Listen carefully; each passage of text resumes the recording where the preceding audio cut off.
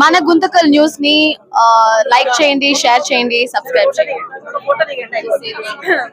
మన గుంతకల్ న్యూస్ లో లైక్ చేయండి, సబ్స్క్రైబ్ చేయండి అండ్ షేర్ చేయండి. థాంక్యూ. మన గుంతకల్లు న్యూస్ కి స్వాగతం.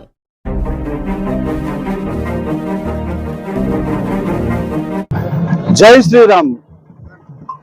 అందరికీ నమస్కారం. ఈరోజు కసాపురం నెట్టికంట ఆంజనేయ స్వామి వెలిసిన పుణ్యక్షేత్రం. దాదాపుగా 20 సంవత్సరాల నుండి గోపురాలు ప్రతిష్ఠించి కట్టించి ఆ గోపురాలకి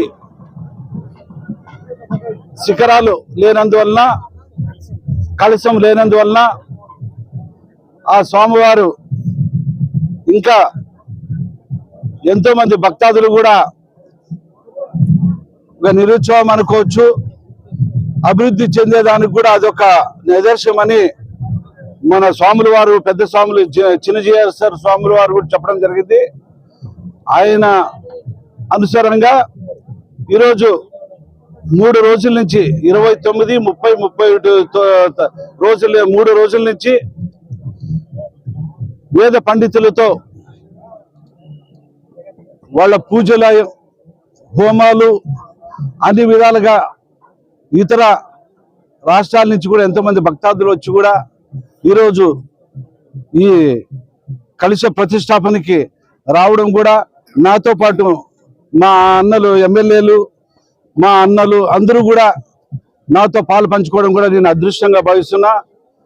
ఏదేమైనా ఈ కసాపురం గ్రామం పెద్దలు కూడా బాగా సహకరించి వాళ్ళ ఆధ్వర్యంలో ఇంత పెద్ద ఎత్తున ఈరోజు చరిత్రలో ఇది ఒక అందరూ అంటున్నారు, ఈరోజు ఎంతో పుణ్యం కట్టుకున్న రోజు, ఎంతో మంది పోయినా కూడా ఈరోజు మీ ద్వారా అయిందంటే అది నేను కూడా అదృష్టంగా భావిస్తున్నా. ఇలాంటి కార్యక్రమం ముందుకు వచ్చి ఎంతో మంది భక్తాదులు కూడా విరాళాలతోనే గర్భగుడి కూడా త్వరలోనే శంకుస్థాపన చేసి పూజలకు కూడా నోచుకునే టైం వచ్చింది.